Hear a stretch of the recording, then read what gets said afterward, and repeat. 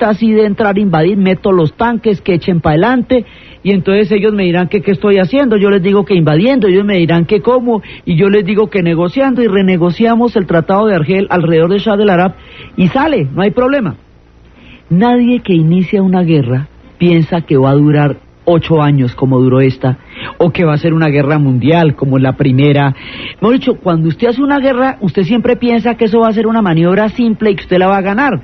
Nadie dice voy a hacer una guerra horrorosa en la cual me arruine y arruine al país de al lado y no sobreviva a nadie. Esa no la calculan, pero las guerras se sabe cómo empiezan, pero jamás se sabe cómo terminan. Y todo el mundo apuesta que a través de las guerras va a ganar cosas y resulta que muchas veces le sale el tiro por la culata y lo que terminan es en una situación muy, muy mala. Entonces ellos pensaron que Irán era pan comido. Mire, Irán es 3 veces más grande que Irak. Irán es el país más grande de toda la zona fuera de Arabia Saudí. Irán tiene 60 millones de habitantes, 65 millones de habitantes. Irak tiene 25. Le da por agarrarse con el más grandote, ¿sí? Venga, nos damos y se va a dar con uno que es, pero un gigante. Irán es un gigante. Es un país tremendo, poderoso, densamente poblado, antiguo, mejor dicho, pintado en la pared, no está para nada. Entonces se mete a invadir, ¿no? Y resulta que, bueno, sí, el ejército está desarticulado, pero el fervor de la revolución islámica ha desatado unas milicias de civiles que salen a defender esa revolución con alma, vida y sombrero, porque existe una vieja ley histórica que dice que usted no puede invadir un país en revolución, porque la revolución suelta tal adrenalina que la gente, después de haber desafiado las estrellas, está dispuesta a lo que sea. Cuando intentaron acabar con la Revolución Francesa, de ahí salió Napoleón. Cuando intentaron acabar con la Revolución Rusa, de ahí salió el Ejército Rojo. Ahora que se meten en Irán, pues también les va a salir la gente de una manera fervorosa, así, mejor dicho, a defender ese suelo con todo. Ellos no contaban con la fuerza moral y con la, digamos, con la adrenalina tan tenaz de los iraníes que salieron con todos los hierros. Esa no se la imaginaban. Pensaron que eso era pan comido. Entonces, una campañita que iba a durar para ahí 2-3 meses, una cosita más bien cortica, duró 8 años y acabó con los dos países la guerra más devastadora, más terrible que ustedes se imaginen. Entonces se mete allá a Irán. Los iraníes pues quedan fríos, pero rápidamente se organizan y contraatacan. Y empiezan unos contraataques terribles y empieza a salir, hay un momento en que van a salir cosas que los iraquíes no pueden imaginar, que son muchachitos, digamos muchachitos pelados, dispuestos al martirio, salidos a volarse para atacar a los iraquíes. Eso a los iraquíes les va a dar pánico, porque ellos van a librar una guerra de ejércitos y se van a encontrar con esto en un momento dado. Ahora, tanto el Ayatollah Khomeini como Hussein mandaron a su generación más brillante de jóvenes a la muerte, mataron a toda la gente joven, a toda la esperanza de los dos pueblos, en una guerra terriblemente larga, terriblemente costosa, que diezmó el capital humano con que estos pueblos iban a reconstruir sus proyectos históricos. Esa pérdida es irreparable, el capital humano jamás se puede reponer. Entonces, en ese momento, Hussein se da cuenta que eso se le fue hondo, que eso lo que está es bravo y que ahí lo que está es metido en un problemonón. La cosa más impresionante, en un principio él se mete solo, y solo se empantana, y solo la ve así de grave. Cuando la ve así de grave, va a tratar de salirse de esa guerra a ver cómo hace. En esa época Hussein ni siquiera tenía experiencia militar, se había autonombrado mariscal de campo, título que solamente se le da a alguien por honores en las grandes batallas. Sí, él se había autonombrado porque él se autonombraba lo que quiera, él se podía sentir saladino, mariscal, lo que quiera. Entonces un día eso le dio por sentirse mariscal, pero el tipo no tenía el bagaje militar para poder hacer una cosa como lo que estaba haciendo. Cuando la vio enorme, la vio grandísima, entonces hizo la siguiente figurita. Eso pónganle cuidado porque esta es un billar a 3 bandas. Se le ocurre, dizque, en ese momento, la OLP está en Líbano en una guerra civil. Eso después nosotros vamos a ver la guerra civil libanesa, y lo que tiene que ver con todo eso lo vamos a ver despacito, porque esa es de las difíciles, esa es complicada. Pero en el momento el Líbano está en una guerra civil desbaratado, y la OLP está calladita, porque siente que el conflicto que tiene el Líbano por dentro rápidamente se va a enfrentar con Israel, cosa que efectivamente va a pasar. Entonces están esperando que llueva para que haya una confrontación. Entonces Hussein hace la siguiente: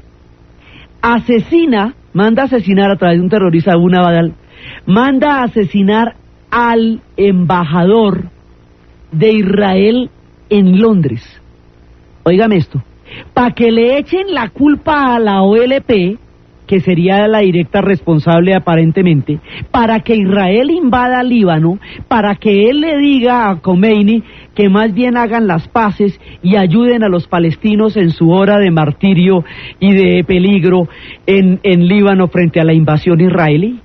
¿Ah? ¿Cómo la ve? Entonces, efectivamente, va y hace toda la vuelta. Israel le tira al trapo inmediatamente, como dicen en los toros, que cuando usted le muestran el capote, usted se va por el capote. Israel le tira al trapo, invade el Líbano. Esa invasión va a ser un desastre, bueno, esa invasión va a ser una tragedia, de las grandes tragedias que se ha dado en la zona. Efectivamente, todo pasa como dijo Hussein, y le entran a la OLP y ahí pasan las cosas más terribles. Eso veremos después, qué cosas terribles pasarán en el Líbano y cómo el Líbano va a lograr surgir de sus cenizas como el ave fénix después de haber pasado penurias incontables. Entonces resulta que hasta ahí todo va como Hussein lo planea. Pero cuando Hussein le dice al ayatollah Khomeini, paremos la guerra usted y yo, y dediquémonos más bien a apoyar a los hermanos palestinos que están en ese momento luchando contra Israel, en ese momento el ayatollah Khomeini le dice, no, vamos a seguir la guerra sigue. Y ya ahí Hussein estaba pasando aceite, ya ahí Hussein sentía que estaba perdiendo esa guerra y que no tenía cómo seguirla sosteniendo y que eso ya estaba grave.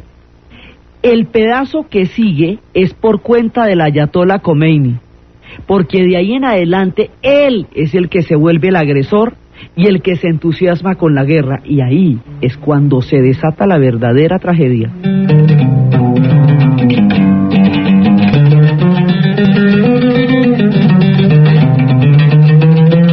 Khomeini está entusiasmadísimo con la guerra y dice, no, esto está bueno, y entonces ahí se cambian las cargas. Irán invade Irak, ahí sí, lo invade, y va ganando, y no solamente no desarticulan la revolución islámica, sino que la están fortaleciendo, y además va ganando. Cuando eso pasa, entonces todo el mundo se asusta. Ahora, ¿qué pasa? Al entrar, cuando usted invade un país en revolución, no solamente no lo puede derrotar porque el nivel de adrenalina que una revolución despierta es bárbaro, sino que además hace que las fracciones más radicales y más extremas se tomen el poder, porque a la voz de peligro cualquier crítica puede sonar como una posición que debilite la fuerza que necesita una revolución para defenderse. Cuando se invade un país en revolución, las revoluciones se hacen más duras, más intolerantes, más terribles, porque sienten que están en peligro. Entonces es ahí cuando Khomeini arranca una purga tenaz contra muchísimos intelectuales que dieron todo por esa revolución, contra los kurdos, como de costumbre, contra todo el mundo. Entonces la oposición, digamos, la gente que estuvo con él en la revolución, empieza a ser purgada por él mismo. Y aquí nos sucede un fenómeno que no se ha podido conjurar en la historia, que las revoluciones son como Cronos, devoran a sus propios hijos. Entonces empieza como el Comité de Salud Pública en la Revolución Francesa, como las purgas en los tiempos de Stalin, empiezan a purgar a los mismos iraníes. Por eso hay mucha gente en el exilio, con el corazón entristecido por haberlo dado todo por esa revolución que ahora los expurgaba. Eso pasa en todas, en el paredón cubano, en todas. Digamos, no hemos encontrado una fórmula para hacer una revolución que al peligro de una invasión, primero se hacen las revoluciones y entonces las invaden para desarticularlas, eso también es otra constante. Entonces se endurecen para defenderse, y entonces para endurecerse terminan purgando a su propia gente, y eso ha pasado una y otra vez en las revoluciones que conocemos en la era moderna. Otra fórmula no se ha encontrado, aún muchos interrogantes se abren sobre cómo se hacen cambios políticos que no incurran en estos procesos, pero la iraní no se exceptúa de ninguna otra. Entonces, la revolución iraní sí tiene un propósito de exportación, y hay una fuerza de exportación que se llama el Hezbollah, Partido de Dios, que es encargado de esparcir el mensaje chiita por el mundo musulmán.